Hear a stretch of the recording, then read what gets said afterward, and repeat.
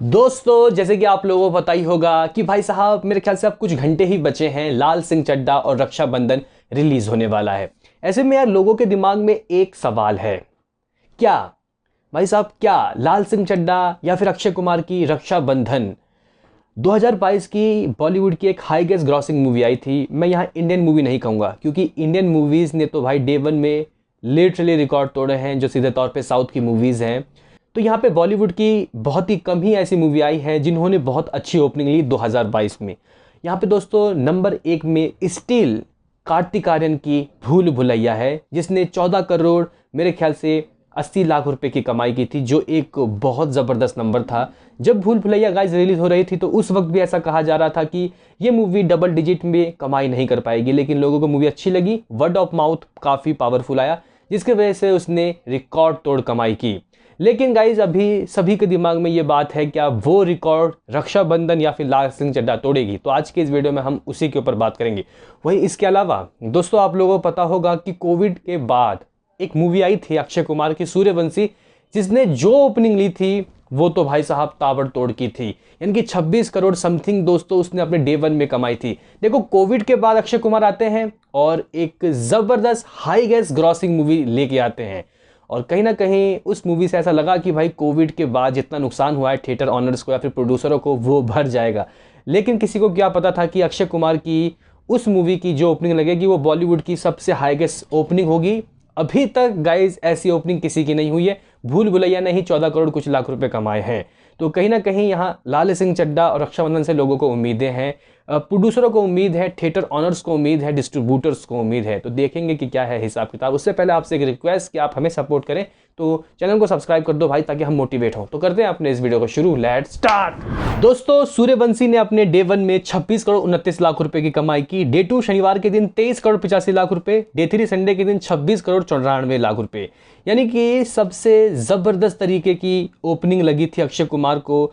तीन सुपरस्टार का फायदा मिला था, अजय देवगन और सिम्बा, माफ करना सिम्बा बोल रहा हूँ, यानी कि रणवीर सिंह।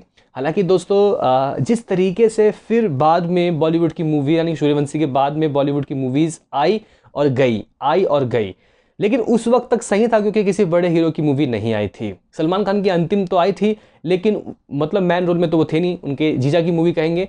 वहीं दोस्तों उसके बाद जिस तरीके से पुष्पा मूवी चली, उसने पूरा ही स्वरूप जो था वो बदल दिया। बॉलीवुड का जो नसीब था पुष्पा ने लिखा, मतलब गलत गंदा नसीब लिखा, क्योंकि उसके बाद से एक लार्जर देन लाइफ मूवी की कहानी शुरू होती है।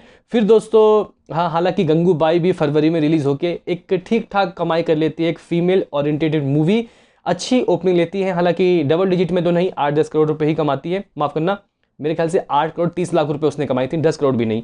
तो कहीं ना कहीं उसके बाद वहाँ तक ठीक था, लेकिन फिर एक चोट मिलता है triple R movie, larger than life movie, triple R movie. और एक कहानी और ख़राब हुई थी लॉकडाउन से कि ओटीटी जो था ना गाइस, वो भूत की तरह मूवी को खा रहा था। यानी कि लोग सोचते हैं कि आमिर खान ने एक रिसेंटली में ही इंटरव्यू दिया था कि लोग मूवी बॉलीवुड की इसलिए भी नहीं देख रहे कि सोचते हैं कि यार अगर कुछ दिन रुक जाएंगे तो यार घर में ही बैठे देख लेंगे, ओटीटी में कौन जाएगा थिएटर में। अगर थिएटर में हम फैमिली को लेके जाते हैं तो समझ लो कि भाई 1500-2000 तो गए भाई, 1500-2000। तो ऐसे में जो यहाँ पे मूवी मेकर्स हैं वो बहुत गलत कर रहे हैं, अपनी मूवी को जल्दी 3-3 हफ्ते में ओटीटी में आ रही है। भाई साहब आप लोग मानोगे दोस्तों कि जो जर्सी मूवी थी वो 3 हफ्ते में ओटीटी में आ गई। तो एक बड़ा कारण है ओटीटी का फैक्टर। अभी दोस्तों देखो, ट्रिपल आर आई, फिर केजीएफ ने बंटाधार कर दिया। मतलब लोग जाएंगे थिएटर मूवी में, मतलब थिएटर में लोग मूवी देखने जाएंगे, लेकिन कौन से? लार्जर देन लाइफ, बिल्कुल ही अलग। और सबसे बड़ी बात, मास एंटरटेनिंग, या फिर आप लोग ये कह सकते हो कि पैसा वसूल मूवी, जिसको देखने के बाद पैसा वसूल हो और ज़बरदस्त उसके रिव्यू आए। मतलब जो मूवी अच्छी है उसको भी देखेंगे ये नहीं ये लोग। जैसे कि अगर मैं आपको नाम बताऊं तो खुदा हाफिज़ एक अच्छी मूवी आई थी, या रॉकेटरी ले सकते हो, या फिर रनवे 34।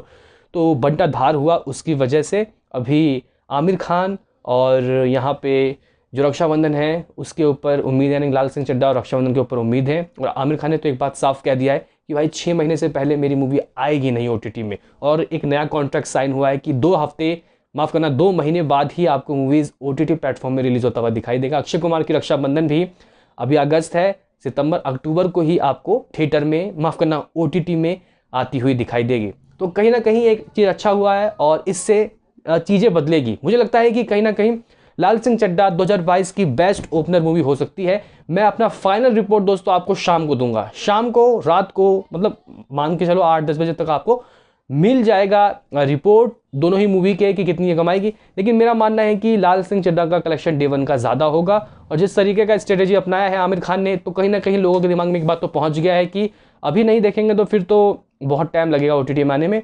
तो अभी विचारें बदलेंगी। OTT जिस तरीके से खा रहा था बॉलीवुड को, थिएटर ऑनर्स को, इस बिजनेस को, इस इंडस्ट्री को, वो आमिर खान थोड़ा सही करते हुए दिखाई दे रहे हैं। 6 महीने बाद आएगी। अक्षय कुमार की मूवी भी आपको 2 महीने बाद रिलीज होता हुआ दिखाई देगा। तो देखना काफ़ी दिलचस्प होगा कि 2022 की ये बात तो लिख के रख लो कि भूल भुलैया का रिकॉर्ड टूट चुका है, लाल सिंह चड्ढा ने तोड़ दिया। इतना कंफर्म होगी 15 करोड़ से ऊपर ही कमाई होगी। वहीं दोस्तों अगर हम लोग बात करें रक्षाबंधन की, रक्षाबंधन का दिन है तो वॉकिंग ऑडियंस के ऊपर निगाहें होंगी दोनों ही मूवी की, क्योंकि एडवांस बुकिंग कोई बहुत ज़्यादा हद तक हुई नहीं है। मेरा मानना है कि कहीं ना कहीं रक्षाबंधन भी 12 करोड़ कमा सकती है। तो गाइस देखो, 12 करोड़ और 15 करोड़ कितने हो गए, कितने हो गए? अप्रॉक्सीमेटली आप लोग मान सकते हो कि यार इन दोनों ही मूवी ने मिला के 27 करोड़ रुपए कमा लिया, यानी कि सूर्यवंशी से ज़्यादा कमा लिया इनडायरेक्टली। एक दिन में इतने पैसे तो आए, लेकिन अभी दिल्ली बहुत दूर है। देखते हैं कि रिव्यू कैसा आता है।